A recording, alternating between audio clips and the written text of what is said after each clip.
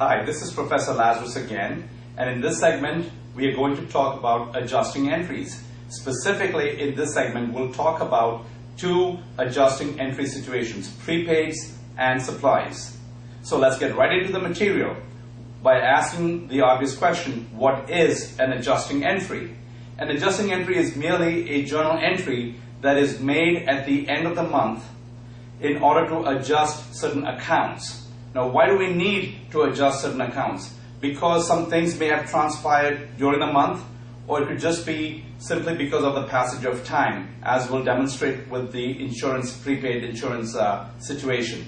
So let's look at the example involving prepaids as the first adjusting entry situation. So what is a prepaid? A prepaid is nothing but making a payment in advance. So in this example, on January 1st, we made a payment of $3,000 in advance for 3 months. So January 1st, payment of $3,000 was made for the months of January, February, and March. So the journal entry to record this transaction would be a debit to prepaid insurance and a credit to cash. Now, what kind of an account is prepaid insurance? All prepaids, including prepaid insurance, are asset accounts. Why assets? You may recall from an earlier discussion that an asset is something that you own. So in this example, when the company pays money in advance for insurance, the company owns the right to receive insurance coverage from the insurance carrier. So if this were to be health insurance for the employees, then if the employees got ill during the next 3 months, the employees could go and get medical treatment either for a reduced fee or absolutely free of charge, depending on the type of insurance coverage they have. So the employer has purchased some peace of mind. The employer owns peace of mind in this case. Now let's fast forward to the end of the month on January 31st. Now this is where the adjusting entry comes into play. So let's ask ourselves, what are we making the adjusting entry for? What is the reason? During the month, as a result of a month having elapsed, the employer has used up 1 month of those 3 months of insurance coverage. So the adjusting entry that we have to make will reflect the usage of 1 month of insurance. That's your insurance expense. And at the same time, simultaneously, the process of using up a month of insurance reduces our prepaid insurance by 1 month. That's why the two accounts affected in your adjusting entry would be insurance expense and prepaid insurance. We debit insurance expense for $1,000 and we credit prepaid insurance for $1,000. Remember, when you credit prepaid insurance, you're crediting an asset account. That means you're reducing your prepaid insurance by $1,000. Now, let me give you another analogy to further help reinforce this concept of prepaids and this adjusting entry. Assume that you have a bucket of water, and then you took a cup and you put the cup into the bucket and took out 1 cup of water, and then you washed your hands. Let's stop and examine this action.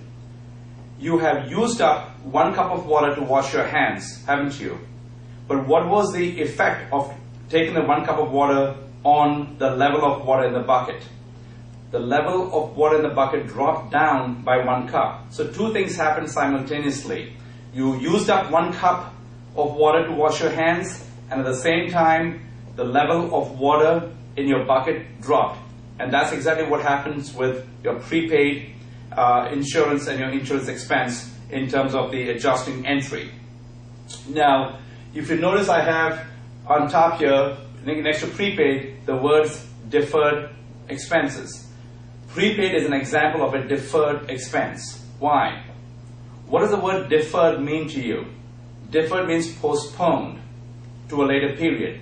So in this case, what has happened is when you first acquired that insurance coverage in advance, you recorded it as an asset. And then a month later, with the passage of time, what has happened is that asset has become into an expense in small parts. So you acquired a $3,000 asset, and 1 month later, $1,000 of the $3,000 of an asset has become an expense. So this is why we call it a deferred expense. In other words, when you first spent the $3,000 cash at the beginning of the month, you did not record all $3,000 as an expense. You recorded it as an asset, prepaid insurance, and then you deferred the recognition of that asset into an expense with the passage of time. And at the end of February, a month later, you would make the same adjusting entry, debit insurance expense and credit prepaid insurance for another $1,000, for the same reasons that we did it on January 31st. So you make that entry on January 31st, the adjusting entry for $1,000. You make the same entry on February 28th, which is debit insurance expense and credit prepaid insurance for another $1,000. And then again you repeat the same entry, debit insurance expense, credit prepaid insurance for the remaining $1,000 at the end of March.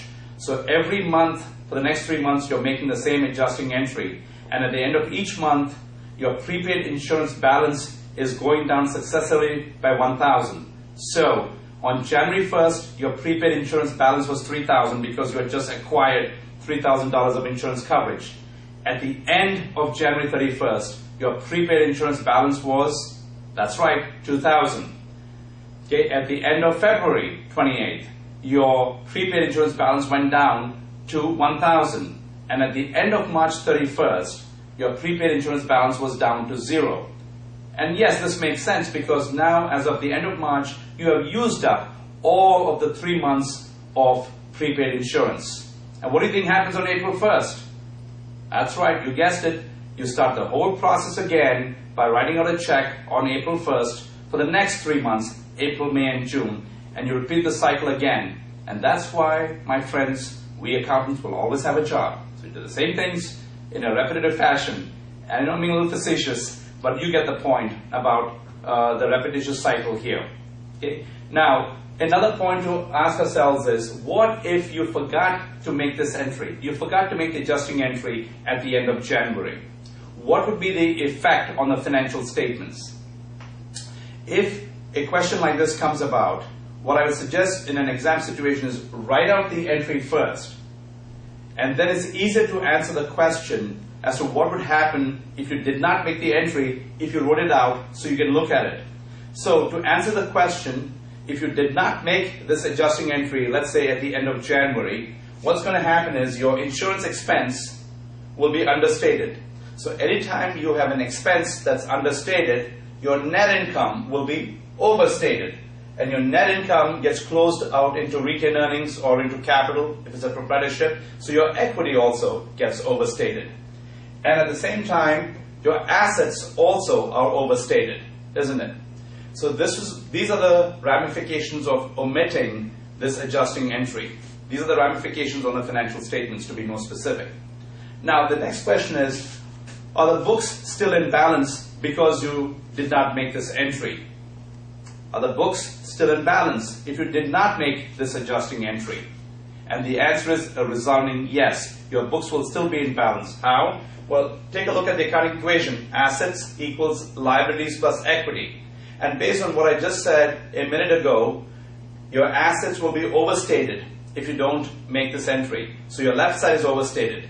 There was no effect on your liabilities, no change there.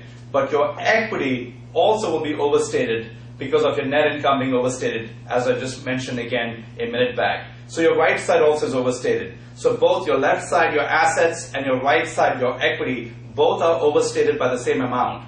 So your books are incorrect, but they're still in balance. And this is where you have to be careful in accounting, where you can be in balance, but you're still wrong, as this situation just demonstrates. So this concludes our discussion on prepaids. Now, having got that behind us, let's move to the next situation involving supplies.